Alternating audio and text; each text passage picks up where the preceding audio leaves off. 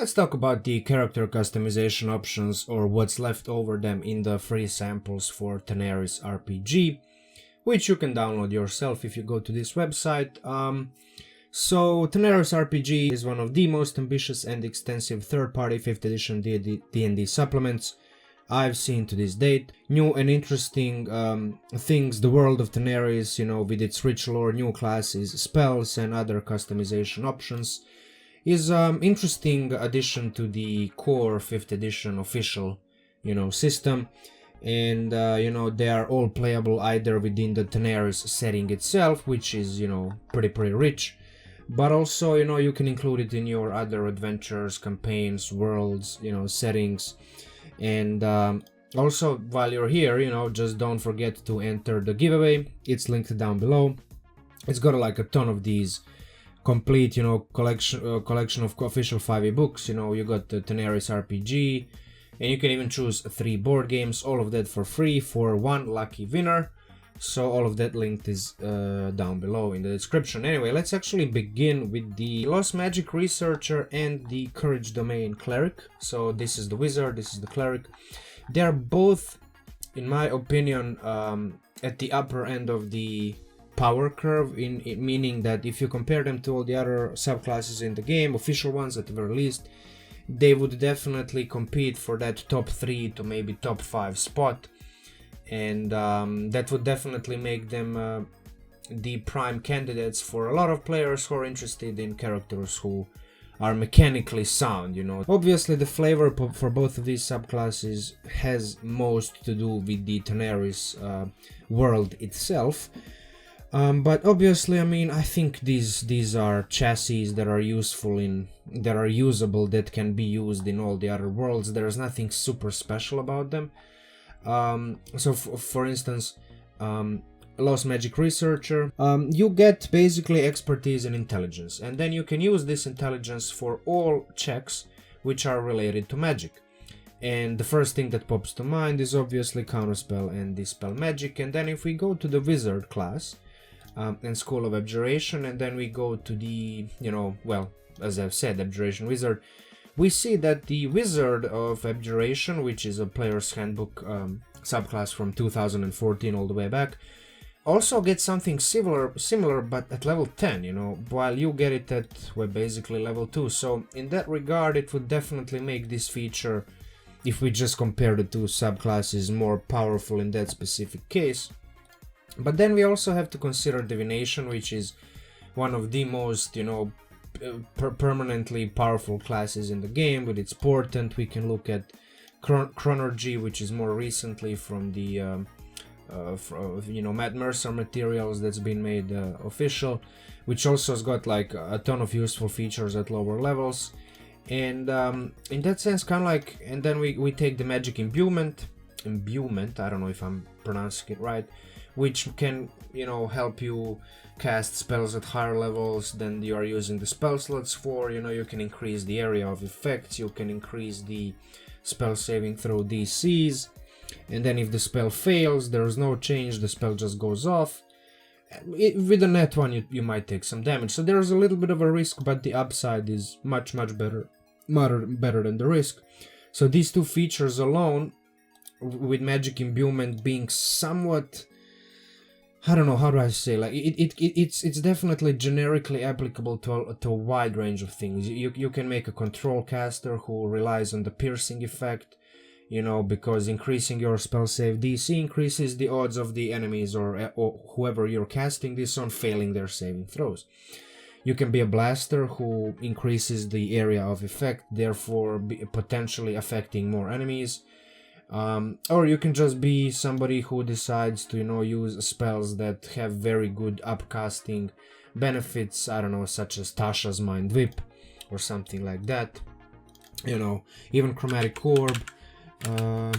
Let's actually look at Tasha's Mind Whip, which would be one of the candidates for this feature, definitely, because you can target one additional creature for each slot level above second. So instead of just targeting one, you still spend your second level spell slot, but now you can cast it as a level 3 spell, maybe even potentially in 5% of the cases as a level 4 spell, which is I mean, it's quite powerful, I'm not gonna lie. So for that reason, this would definitely fall at the top, you know, somewhere at the top of the power curve, as I've said before. In that sense, kind of like this cleric, the courage domain, follows the similar logic that I just applied to the wizard. If we go to the cleric, I mean, cleric's got a lot of subclasses too. I mean, even more than a wizard.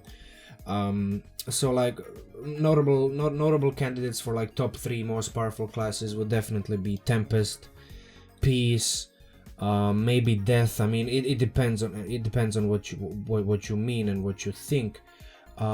Life is up there as a support, you know. Trickery is very good, because you got a lot of ways to survive and help your party instead of just healing and, you know, dealing damage and doing that kind of stuff. But courage is definitely up there because, well, I mean, first and foremost, you get the martial weapons and heavy armor. That's pretty, I mean, I think like roughly half of the cleric subclasses get this, so it's not anything extraordinary. But what's extraordinary are these words of encouragement, which basically it's a long rest resource, and then at level 1, wisdom modifier plus half your cleric level rounded up would mean that you have at least 4 of these every day.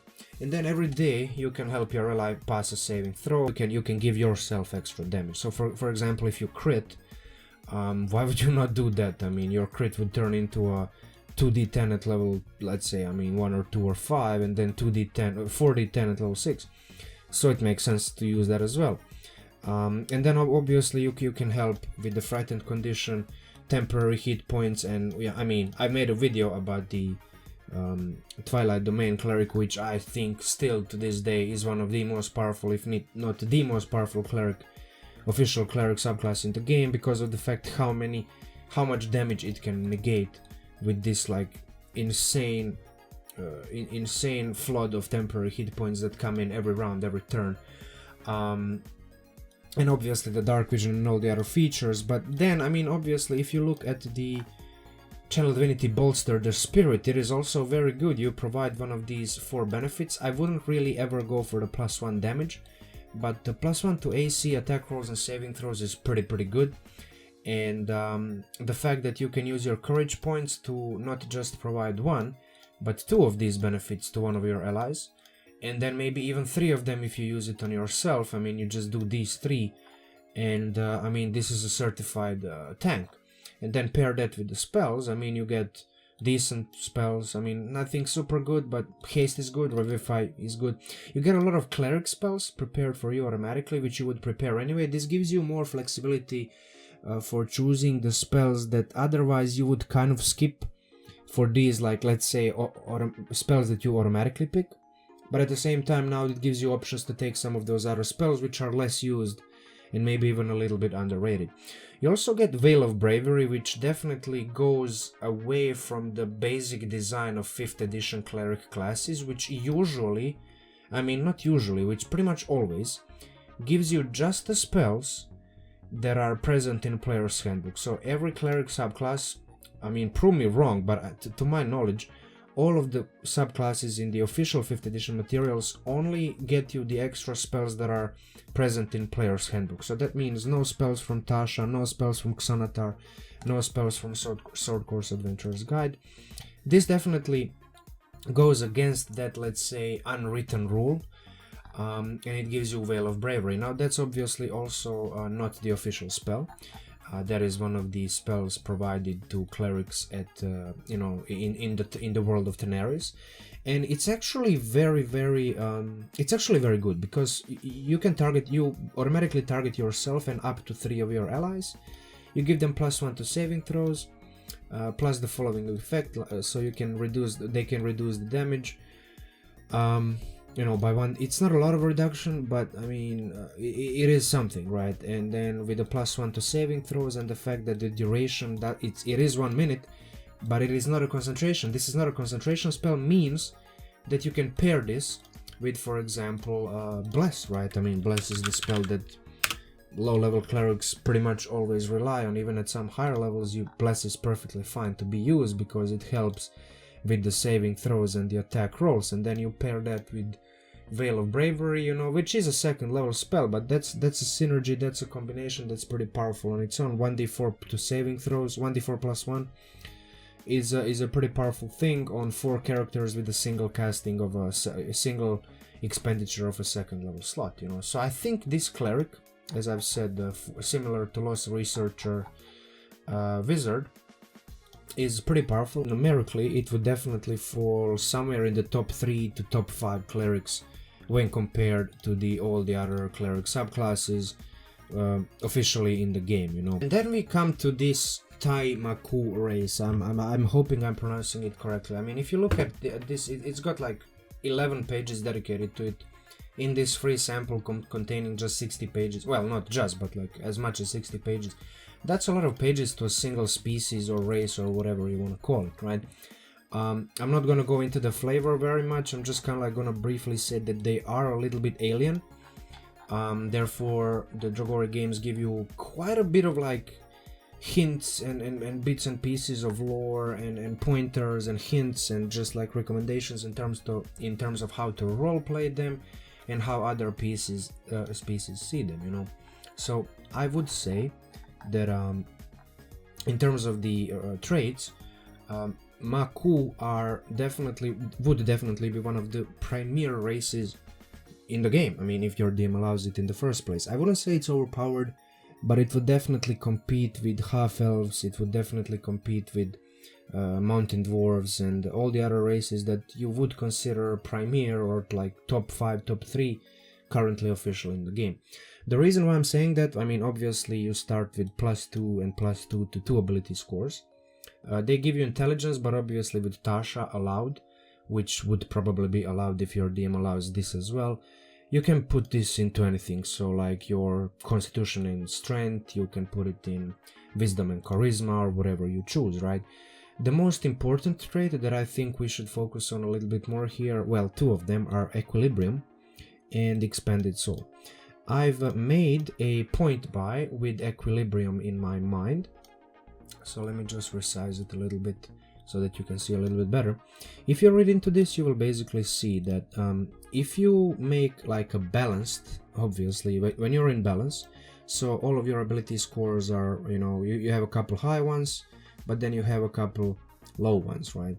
You can make this class be, you know, relevant and be good at low levels in a way that no other race can be, right? So for example, I made something like this.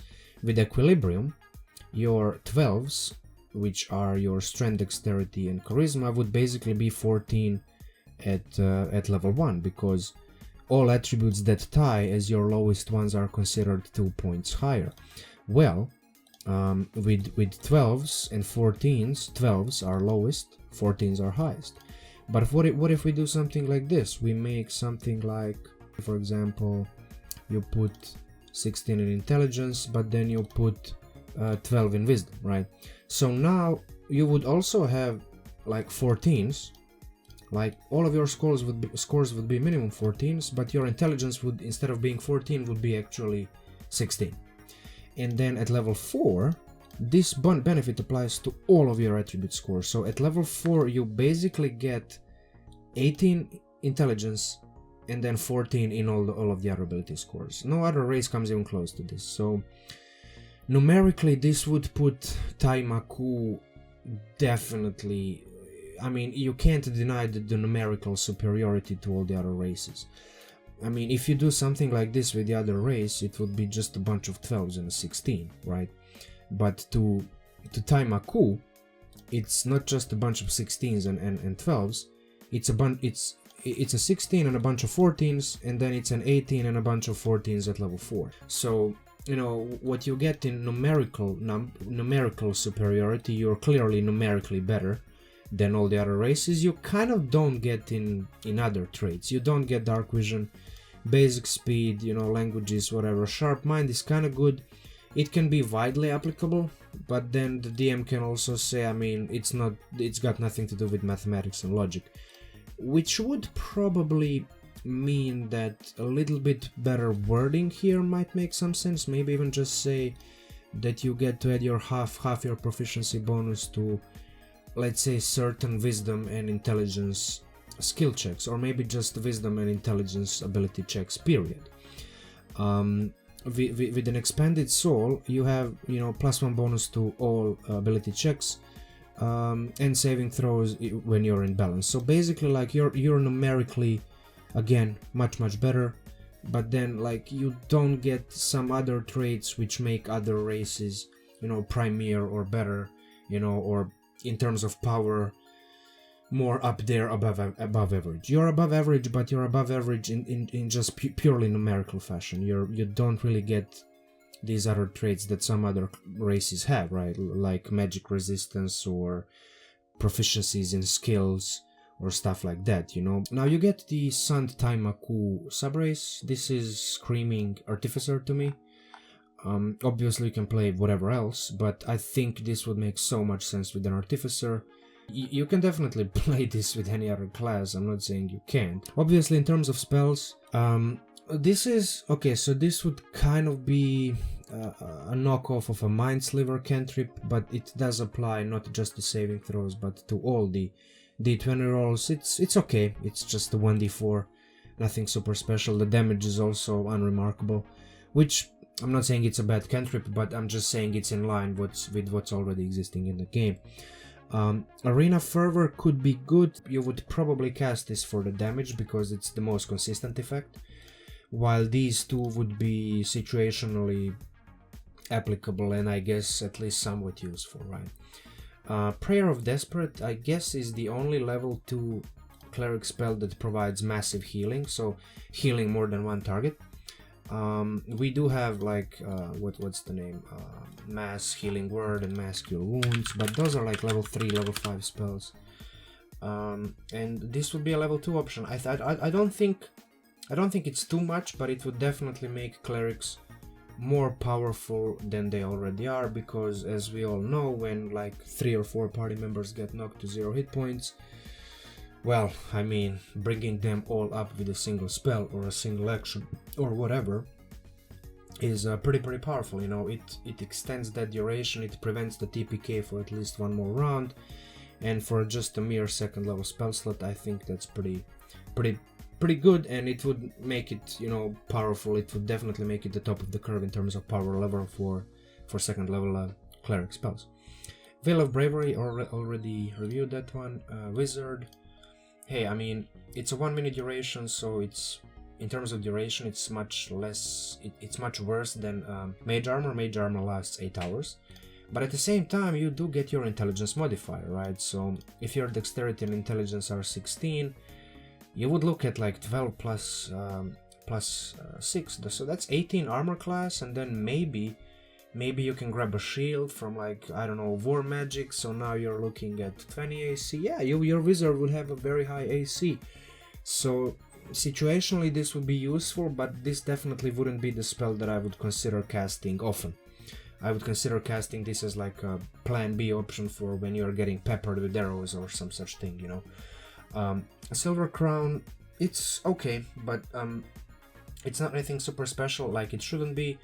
It does provide a lot of generic synergy with like a large array of everything else in the game, especially lately with all of these new Tasha subclasses and character customization options, which scale off of the proficiency bonus specifically.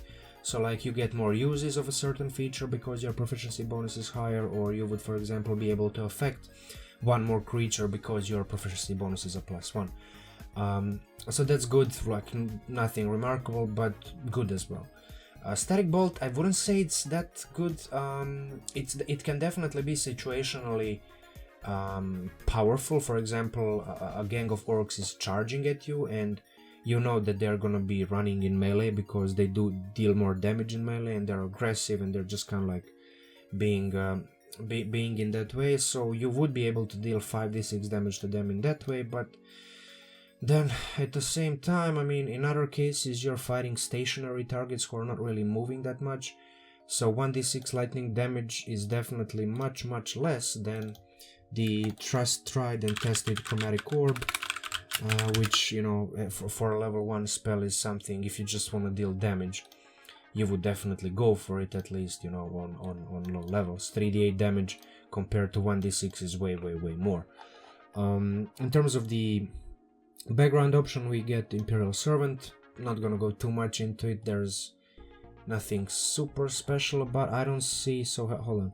Persuasion, history. Okay, that's fine. That makes sense. A little bit of a tools, one language. You know, like standard set of equipment. Feature characteristics are pretty basic. You know, pretty in line with what we already have in game. The character sheets are absolutely amazing. I can't wait to use something like this. So yeah, I'm hoping I'm gonna be getting this soon. And yeah, that would pretty much be it. Like, share, comment, subscribe, hit the bell button. You know what to do. You know the YouTube drill. Definitely go check out the Teneris RPG on Kickstarter. Download these files for yourself. The giveaway is also up. You can get free stuff. You can get a lot of free stuff.